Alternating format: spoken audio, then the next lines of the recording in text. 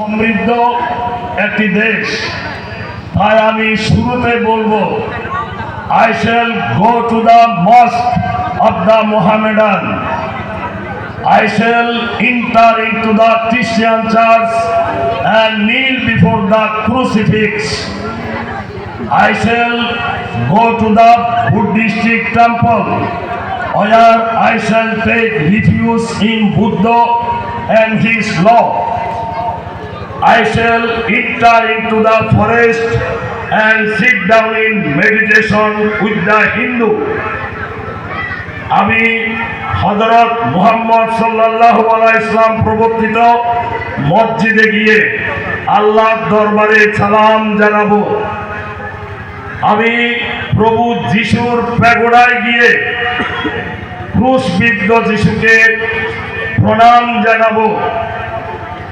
আমি বৌদ্ধদের বিহারে গিয়ে ভগবান বুদ্ধের আর্য অষ্টাঙ্গিক মার্গ চতুরার্য সত্য অনুসরণ করব এবং হিন্দুদের সাথে জঙ্গলে গিয়ে বনে গিয়ে আমি ধ্যানরত থাকব। এটাই আমার সনাতনী কর্তব্য। সুধীমণ্ডলী, রাসলীলা সম্পর্কে আমার একজন বক্তা সুন্দর আলোচনা করে গেছেন। রাস মানে বাহ্যিকভাবে যে দৃশ্য আমরা দেখতে পাই সেটি একটি আনুষ্ঠানিকতা মাত্র।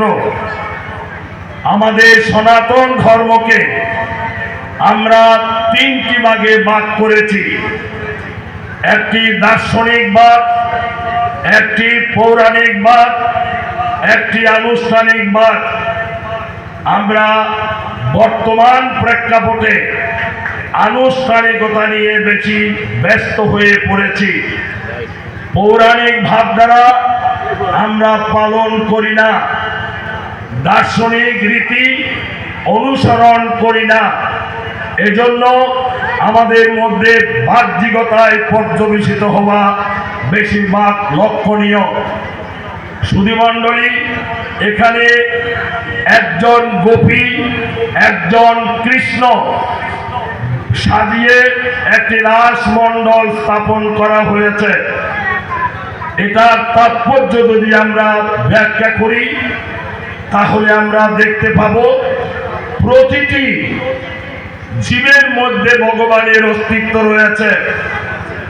গোপীরা এটাই মনে করেছিলেন কৃষ্ণ শুধু আমার পাশে, ললিতা ভেবেছিলেন কৃষ্ণ আমার সঙ্গে আছেন, বিশাখা ভেবেছিলেন কৃষ্ণ আমারই সঙ্গে আছেন, তুঙ্গবিদ্যা ভেবেছিলেন কৃষ্ণ আমারই সঙ্গে আছেন, ইন্দুরেখা ভেবেছিলেন কৃষ্ণ আমারই সঙ্গে আছেন।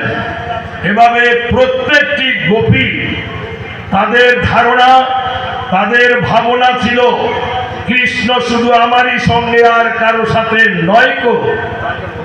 এটার মূল তত্ত্ব হলো cowards have within yourself the force, the joy, the freedom, the whole of infinite existence, and all powers are in you. You have only to bring it. হে বীরু মানব জাতি, আপনার মধ্যে রয়েছে অনন্ত শক্তি, অনন্ত স্বাধীনতা, অনন্ত আনন্দ, অসীমের পূর্ণ অস্তিত্ব এবং পূর্ণ শক্তি। আপনি ইচ্ছে করলে তাকে জাগিয়ে তুলতে পারেন। এটা কেমন তোর কথা? অসীমের পূর্ণ অস্তিত্ব, সৃষ্টিকর্তা তিনি উপরে আছেন, আমার হৃদয়ে কখন আসবেন? আরে গীতা পড়ুন, গীতায় তিনি বলেছেন হৃদ্দেশে অর্জুন তিষ্ঠতি, আমি তোমার হৃদয়ে আছি, আমি তোমার হৃদয়ে আছি। আমরা যখন ইসলামী চিন্তা করি তখন মানুষও বানাইয়া আল্লাহ তার ভিতর তাকে লুকাই।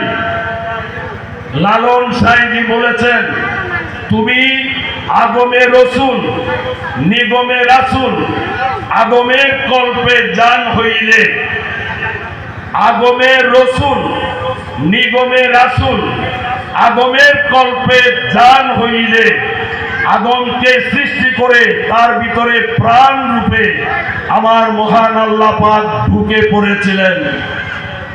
তদ্রূপ ভাবে সনাতন ধর্মের গীতা এটাই স্বীকার করেছেন যে হৃদদেশে অর্জুন তিষ্ঠতি, আমি তোমার ভেতরে আছি। অন্তর মাঝে অন্তর জামি, অন্তরে বন্দি একা, দাও প্রেম আরো প্রেম, আরো আরো আরো প্রেম, আরো প্রেমে মিলিবে দেখা। প্রেম যদি দেওয়া যায় গোপীদের মতো, গোপীরা গোপনে গোপনে প্রেম করতেন।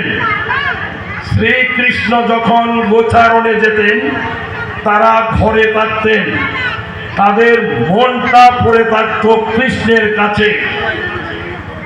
খাইতে কৃষ্ণ, ঘুমাতে কৃষ্ণ, চলনে কৃষ্ণ, বলনে কৃষ্ণ।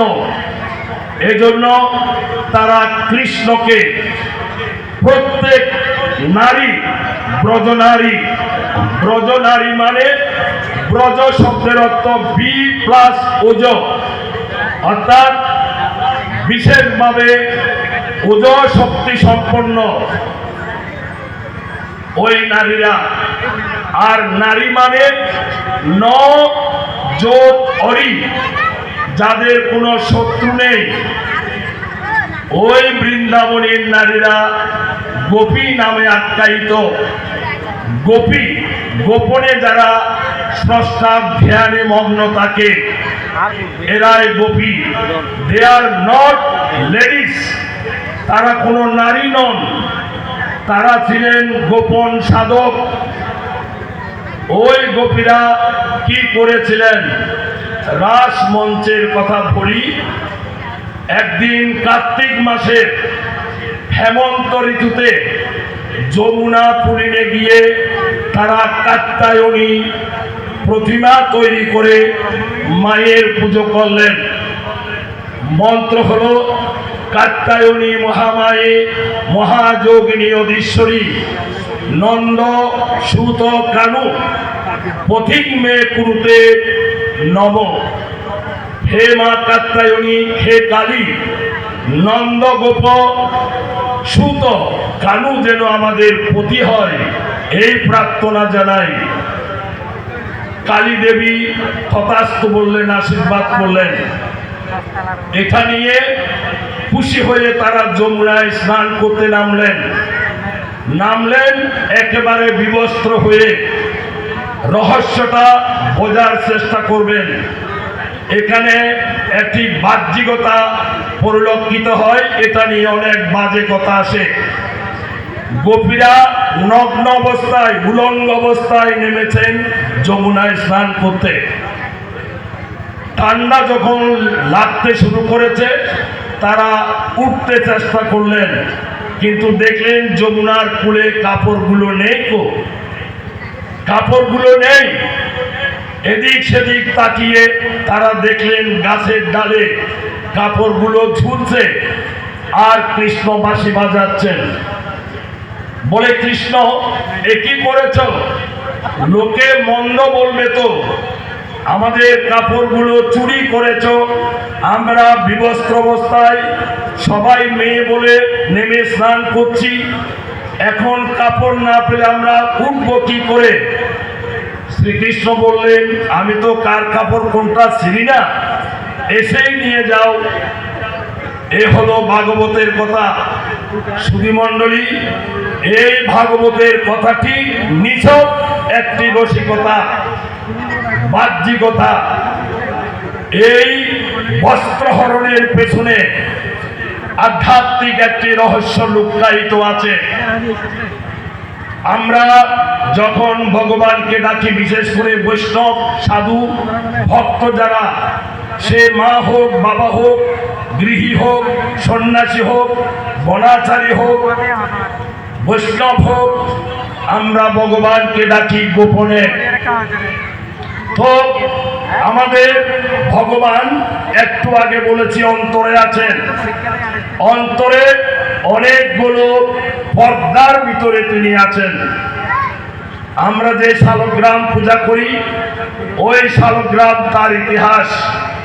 শালগ্রাম, শাল মানে আবরণ, গ্রাম মানে অনেক, অনেকগুলো আবরণে আবৃত আমাদের আত্মা, পরমাত্মা পরমেশ্বর কৃষ্ণ, অলমাইটি গড। কয়টি পর্দা? 5টি। অন্নময় কোষ, প্রাণময় কোষ, মনোময় কোষ, বিজ্ঞানময় কোষ, আনন্দময় কোষ। এই 5টি আবরণ সাধনার দ্বারা ভেদ করে ভেতরে যিনি ঢুকতে পেরেছেন, তিনি সেই পরমে সন্ধান পেয়েছেন। সে হিন্দু, মুসলিম, বৌদ্ধ, খ্রিস্টান যে হোক, তাকে অন্তরে ডুব দিতে হবে। আমরা যখন ধ্যান করি, ভগবানের যে মূর্তি আছে চোখে দেখে থাকি না, চোখ বুঝে তাকে এখানে দেখতে চাই, অন্তরে দেখতে চাই। তাই অন্নময় কোষ, এই যে দেহ অন্নের দ্বারা পরিপুষ্ট, অন্নময় কোষের পরে প্রাণ, প্রাণ কোষ ভেদ করলে মন, মনোময় কোষ ভেদ করো, মনোময় কোষ ভেদ করে বিজ্ঞানকে তোমার সামনে আনতে হবে। Do not divide what is one, both science and spirituality have the same goal, the supreme divinity. তুমি বিজ্ঞানকে বিভাজন করতে পারো না আধ্যাত্মিকতা থেকে। বিজ্ঞান তোমার পাশাপাশি থাকবে, কারণ যা অখণ্ড পরমাত্মা পরমেশ্বর, সেই পরমেশ্বর 5টি কোষে আবৃত, সেখানে বিজ্ঞান রয়েছে। Do not divide what is one, both science and spirituality. বিজ্ঞান এবং আধ্যাত্মিকতাকে তুমি বিভাজন করতে পারো না, কারণ বিজ্ঞান এবং আধ্যাত্মিকতার লক্ষ্য সেই পরম দিব্যতায় উন্নীত হওয়া, পরমকে জানা। সেই গোপীরা কি করেছেন? তারা কোনো বিবস্ত্র অবস্থায় যমুনায় নামেননি, এটা একটি বাহ্যিক রূপ দিয়েছেন ব্যাসদেব। উলঙ্গ মানে আমরা যখন জন্ম নিয়েছিলাম তখনই উলঙ্গ, যেদিন আমাকে শ্মশানে নেওয়া হবে তখনই আমি উলঙ্গ। জনমে উলঙ্গ, মরণে উলঙ্গ, মাঝখানে বস্ত্রের প্রসঙ্গ। মাঝখানে আমরা কোট, স্যুট, টাই, বিভিন্ন রঙের পোশাক পরি, কিন্তু জনমে আর মরণে একই অবস্থা। সুতরাং তিনি দেখিয়েছেন আমরা বিবস্ত্র, আসলে তার পাশে যে বস্ত্র, এটার কথা সেখানে ধর্মের মধ্যে নেই। বলা হয়েছে কি, তোমার কোষগুলো, সেলগুলো তুমি ক্রস করো। অন্নময় কোষ, প্রাণময় কোষ, মনোময় কোষ, বিজ্ঞানময় কোষ, আনন্দময় কোষ, এই 5টি কোষ ক্রস করে আপনি যখন ভেতরে যাবেন, তখন সেই পরমের সাথে দেখা হবে, তখনই আপনার রাস লীলা হবে। বক্তা বলেছেন, নামটা আমি ভুলে গেছি, তিনি বলেছেন জীবাত্মা পরমাত্মার সাথে মিলন। এই যে আমরা গান করি, রায় মিলেছে গো শ্যামের সনে, রাধা কৃষ্ণের মিলন হলো নিকুঞ্জ বনে, শ্যামের সনে রায় মিলেছে গো শ্যামের সনে। রাধা মিলিত হয়েছে শ্যামের সঙ্গে, কৃষ্ণের সঙ্গে কোথায়? নিকুঞ্জ বন। নিকুঞ্জ, যেখানে কোনো কুঞ্জ নেই, যেখানে কোনো বাসর নেই, যেখানে কোনো বাসর ঘর নেই। আমরা বিয়ে করলে 3 দিনের দিন বাসর ঘর করি, বউয়ের সঙ্গে মেলামেশা করি। এখানে সে কোনো বাসন নেই, একেবারে নিষ্কাম, কামনা গন্ধহীন। গোপীরা ভগবান শ্রীকৃষ্ণ এই বস্ত্রহরণ লীলা সাঙ্গ করে তাদেরকে আশ্বস্ত করেছিলেন, একদিন তোমাদের সঙ্গে মিলিত হব।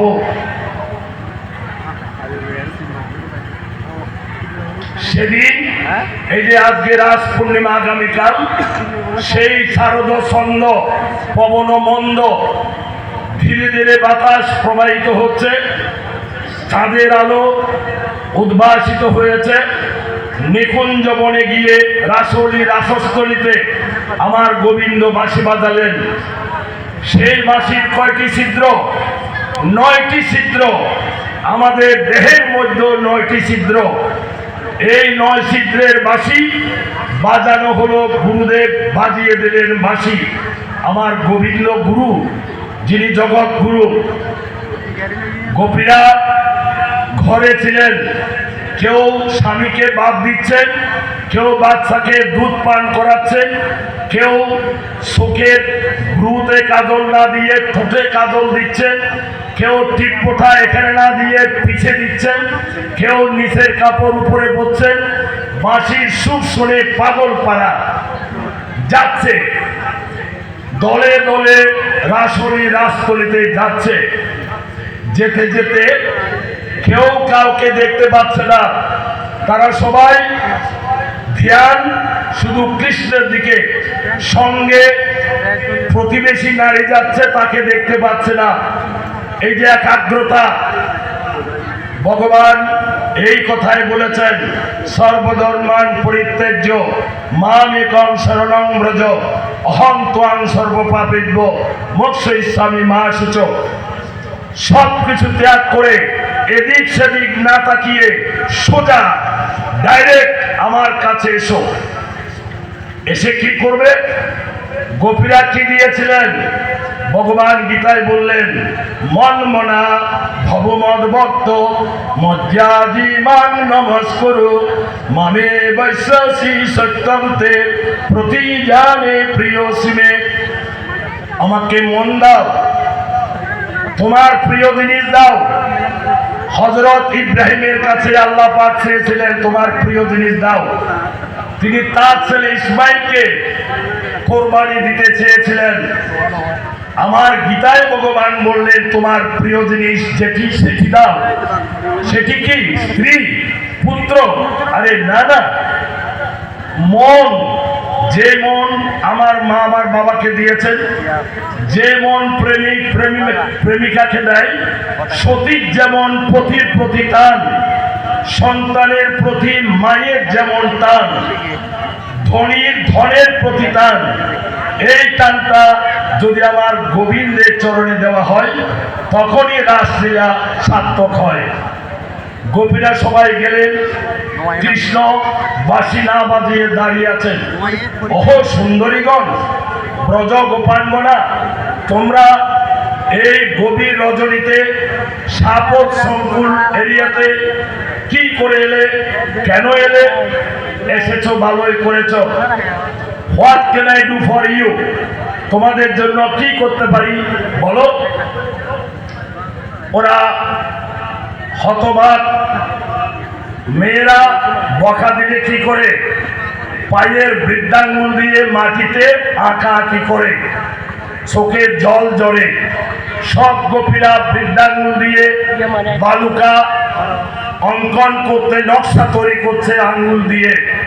কৃষ্ণ এগুলো কি বলে? তোমরা ভুল করেছ, চলে যাও। তোমরা সবাই গৃহবধূ, পরের নারী। তোমরা যদি আমার সঙ্গে সঙ্গ করো, তাহলে আগামীকাল তোমাদের নামে কলঙ্ক দেবে বৃন্দাবনবাসী। কৃষ্ণের সঙ্গে তোমরা প্রেম করেছ, এই কলঙ্ক আসবে। বুঝতে পেরেছ? ওরা বলছে কি, আরে আমরা পরপুরুষ ভোগ করতে আসিনি, আমরা পরম পুরুষকে ভোগ করতে এসেছি। হে কৃষ্ণ, ছলনা করো না, তুমি কে আমরা জানি। তোমাকে বিভিন্ন জন বিভিন্নভাবে সাধনা করে, তাও আমরা জানি। As the different streams having their sources in different places, all mingle their water in the sea. So, O Lord, the different paths which men take through, different tendencies various though, that appear characteristic only to thee. বিভিন্ন নদীর স্রোতধারা যেমন বিভিন্নভাবে প্রবাহিত হয়ে এক সাগরে মিলিত হয়, এই পৃথিবীর প্রত্যেকটি মানব জাতি বিভিন্ন সম্প্রদায়ভুক্ত হয়ে বিভিন্ন মত পথ অনুসরণ করে একমাত্র তোমারই সাধনা করে। তুমি গন্তব্যস্থল। Whosoever comes to me through whatsoever form I reach him, all men are struggling through path which in the end lead to me. যেভাবে আমার উপাসনা করে আমি সেভাবে তার মনোবাসনা পূর্ণ করি। রুচিনাং বচিত্রাৎ ঋজু কুটিল নানাপত জুষাম নৃনামে গম্যস্তমসী পয়সামন্নবৈব। রুচির বৈচিত্রতা থাকতে পারে। আমি জামাত করব, আমি হেফাজত করব, আমি সুন্নি করব, আমি হিন্দু করব, আমি বৌদ্ধ করব, আমি খ্রিস্টান করব। আমার স্বাধীনতা রয়েছে। আমি মানব জাতি, পবিত্র কোরআনে মজিদে বলা হয়েছে আশরাফুল মখলুকাত, মানুষ সৃষ্টির সেরা জীব। আর হযরত রাসূল করিম সাল্লাল্লাহু আলাইহি ওয়াসাল্লাম বিদায় হজে তিনি বলেছেন লাকুম দিনুকুম ওয়ালিয়া দিন। যার যার ধর্ম শেষে পালন করবে, যার যার মত শেষে নিয়ে চলবে, কেউ বাধা দিতে পারবে না। বাধা দেওয়াটা উচিত নয় যদি তার মতবাদ সত্যিকার অর্থে সৎ হয় এবং ঈশ্বরমুখী হয়। ঈশ্বরমুখী হলেই হলো। আমি ইসলাম ধর্মাবলম্বী, আমার বিভিন্ন মত পথের ইচ্ছা আছে, আমি সেই পথ অনুসরণ করব। আমি হিন্দু, আমি কালী পূজা করব, আমি গণেশ পূজা করব, আমি রাসলীলার কৃষ্ণ পূজা করব, আমি শিব পূজা করব। সব কিছুর মূল এক জায়গায়, গন্তব্যস্থল সেই সাগর, ব্রহ্মসাগরে আমরা যাই। তো গোপীরা বলছে তুমি পরম পুরুষ, তোমাকে ভোগ করার জন্য আমরা এসেছি।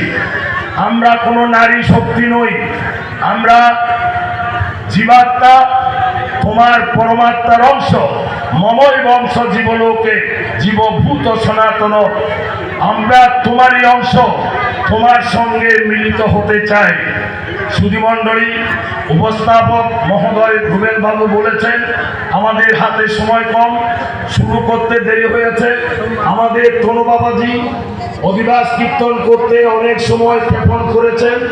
আমরা জানি time and time wait for none. সময় এবং জোয়ার কারোর জন্য অপেক্ষা করে না, সময় আপন গতিতে চলছে। সুতরাং আরো বক্তা আছেন, আমাদের অরবিন্দ বাবু আছেন, আমাদের পরিমল বাবু আছেন, তাদের বক্তব্য আপনারা শুনবেন। আমার বক্তব্য দীর্ঘায়িত করে ওনাদের বিরক্তভাজন হতে চাই না, সুভাষ দা বলবেন। তো এখন কথা হলো, রাস মানে নিশ্চয় আপনারা বুঝতে পেরেছেন, রাস মানে জীবাত্মা পরমাত্মার মহামিলন। রাধা জীবাত্মার প্রতীক, কৃষ্ণ পরমাত্মা পরমেশ্বর অলমাইটি গডের প্রতীক। দুই পক্ষের মহামিলন। অরবিন্দ বাবু স্কুল টিচার, স্কুলের অফিসে বসে আছেন। আমি স্টুডেন্ট, আমি স্কুলে গেলে তিনি আমাকে পড়াবেন। এই যে মিলন, শিক্ষক এবং ছাত্রের মধ্যে যে মহামিলন, এটার নাম রাস। রস বৈশ, রস থেকে রাস। রস হচ্ছে নিরাকার নির্গুণ ব্রহ্ম। যখন আমরা সাধনায় প্রবৃত্ত হই তখন আমাদের একটা প্রতীকী ব্যবহার করতে হয়, সেটাই রাস। রসকে আকার দিয়ে রাস হয়েছে, অর্থাৎ নির্গুণ ভগবানকে পাওয়ার জন্য আমার যে প্রক্রিয়া, এই প্রক্রিয়ার নাম রাস লীলা।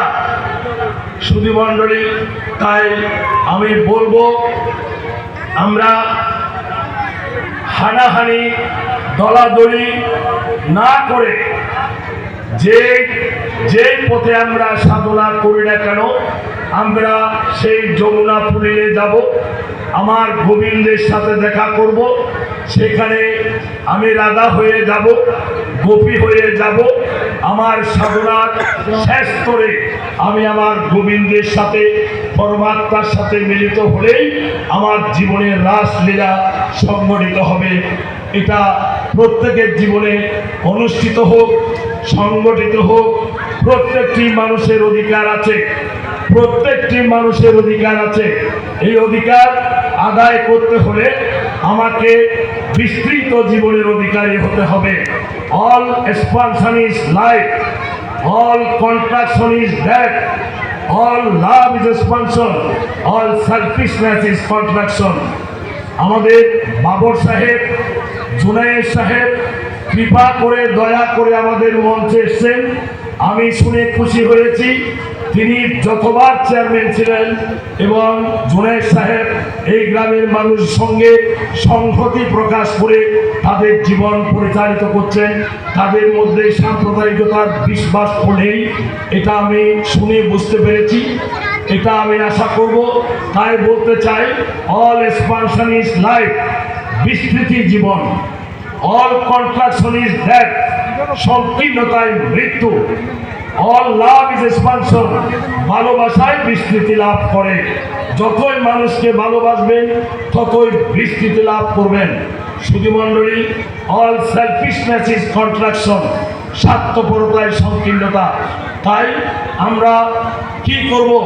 সাধনা এবং আমাদের যে কর্ম, সকাম কর্ম, নিষ্কাম কর্ম, এই নিষ্ঠার কর্মের মূল কথা হলো, আমার স্বামী বিবেকানন্দ বলেছেন, work unto death for others. আমৃত্যু মানুষের কল্যাণে কাজ করে যাও। যা বাবর সাহেব করেছেন, করছেন, পরিমল বাবু করবেন, আমাদের ধর্ম উপদেষ্টা কালী সাহেব, আমাদেরই এলাকার লোক, আমাদের সাতখানিয়া মক্কাবাড়ির লোক, তাদের নিজস্ব একটা মসজিদ আছে, ওনার সাথে ভালো সম্পর্ক আছে আমার। উনি একজন উচ্চশিক্ষিত মানুষ, উনি একজন আলেম মানুষ, উনি একজন অসাম্প্রদায়িক চেতনার মূর্ত প্রতীক। ওনাকে আমি আন্তরিকভাবে শ্রদ্ধা করি। ইতিমধ্যে বিভিন্ন মঠ মন্দিরে উনি ফর্মের মাধ্যমে কিছু অনুদান দেওয়ার চেষ্টা করছেন। সুধীমণ্ডলী, তাই বলবো যে work unto death for others, I am with you, আমি তোমাদের সঙ্গে আছি। ওয়েন আই এম গন, যখন আমি চলে যাব, my spirit will work with you, আমার শক্তি তোমাদের সঙ্গে কাজ করবে। This life comes and goes, জীবন আসবে যাবে, জন্ম নেব, মৃত্যুবরণ করব। সুতরাং আমরা মানুষের কল্যাণে কাজ করব। This is the gist of all worship, to be pure and to do good to others. সাধনার সার কথা, রাসলীলার সার কথা হলো, আপনি পবিত্র হন। আপনার পিউরিটি যদি জাগে, রাসলীলা প্রতিটি জীবের, প্রতিটি মানুষের মধ্যে সংগঠিত হবে। তো আমি আর কথা বাড়াতে চাই না। সুধীমণ্ডলী, হারবান দুবার আমি রাসে এসেছি। একবার এই এলাকার একটি ছেলে, যাকে আমি ছোটকাল থেকে চিনি, সুভাষবাবু, এবং আরেকজন ছেলে উজ্জ্বল ধর, উনি আমাকে রুমাতে নিয়েছেন অনেকবার। এই হারমানে আসার অনুষ্ঠানে আসার সুযোগ করে দিয়েছেন উজ্জ্বল বাবু, কমিটির লোকেরা। আর সুভাষ বাবুদের বাড়িতে 80-র দশক থেকে ওনার মায়ের আলুর দম খাওয়ার জন্য আমি ছুটে আসতাম। আলুর দম এত সুন্দর রান্না করতেন ওনার মা, আমার সাধনা পিসি। তো আমি ওনাকে স্মরণ করছি, ওনার আত্মার সদ্গতি কামনা করি। এই গ্রামে আমি যখন আসতাম, অনেক বুড়া বুড়িকে দেখতাম। সুন্দর এলাকা ছিল। এখন কেমন আছে আমার জানা নেই। আমি কয়েক বছর আগে সুখসরি থেকে সভা করে এখানে এসেছিলাম। তো হারবান চট্টগ্রাম নয়, কক্সবাজার নয়, এই এলাকার তথা বাংলাদেশের আমি বিভিন্ন এলাকায় যাওয়ার সুযোগ পেয়েছি। এরকম সুন্দর একটি অবস্থান এতক্ষণ ধরে অনুষ্ঠানে উপস্থিত থাকা এটা বিরল একটি ঘটনা। এজন্য হারবানবাসী এবং দূরাগত ভক্ত যারা এসেছেন সবাইকে আন্তরিকভাবে প্রণাম, শ্রদ্ধা, শুভেচ্ছা জানিয়ে ওম সর্বে সাংমঙ্গলং ভুয়াৎ সর্বে সন্তু নিরাময়া সর্বে ভদ্রাণী পশ্যন্তু মা কশ্চিৎ দুঃখভাগ ভবে। সকলে সুখী হোক, সকলে মঙ্গল বস্তু আমার ভগবানের চরণ দর্শন করুক, কেউ যাতে দুঃখভাগী না হয়, সবাই নিরাময় লাভ করুক, যাদের রোগ শোক আছে তারা রোগ মুক্তি লাভ করুন। এই এলাকার হিন্দু, মুসলিম, বৌদ্ধ, খ্রিস্টান যারা এখানে অবস্থান করেন, বসবাস করেন, সবাইকে আন্তরিকভাবে শ্রদ্ধা, অভিনন্দন, শুভেচ্ছা জানিয়ে আমার সংক্ষিপ্ত বক্তব্য শেষ করছি। রাসলীলা ব্যাপকভাবে বলতে হলে আমাকে 2 ঘন্টা সময় দিতে হবে, সুতরাং সেই সময় আপনাদের হাতে নেই। আপনারা সময় তো ক্ষেপণ করেছেন। হ্যাঁ, যৌবনে আমাকে ছোটকালে বিদ্যা অর্জন করতে হবে, যৌবনে অর্থ উপার্জন করতে হবে, তৃতীয় ধর্ম উপার্জন করতে হবে, চতুর্থে কিং করিষ্যতি। বুড়াকালে এই যে কিছুক্ষণ আগে আমি যাদের বাড়িতে ছিলাম, ওই ভদ্রলোক পা ভেঙে ফেলেছেন, হাঁটতে পারেন না, ওনার কিছু করার নেই।